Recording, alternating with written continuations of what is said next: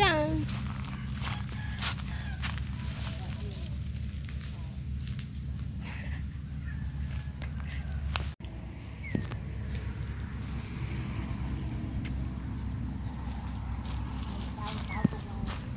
ខ្ពស់ល្អណាស់ដងអត់មានផ្លែ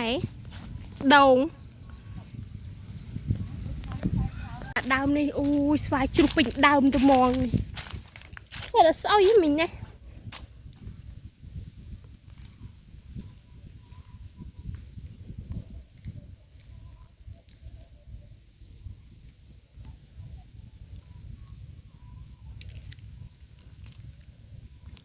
មកលេងផ្ទះអើយមិត្តភ័ក្ដិចឹងហើយមកបេះស្វាយញ៉ាំផង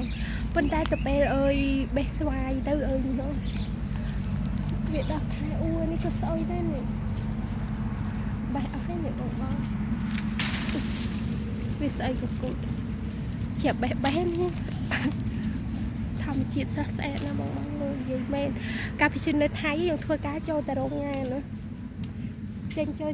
អាចធ្វើការអីចឹងទៅនិយាយទៅស្កាយ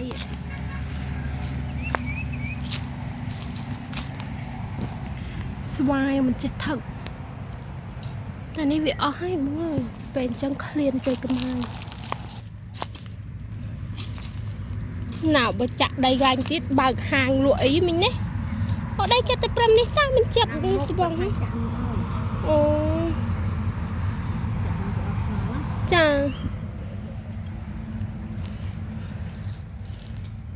មានគ្រប់បែបយ៉ាង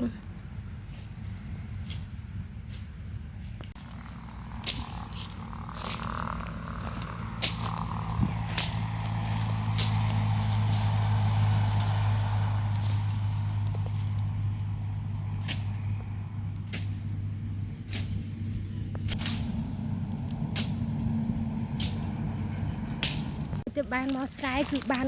ដៃពីឈឹនថតហើយបងថតដូចសบายហ៎បងហើយមើលណា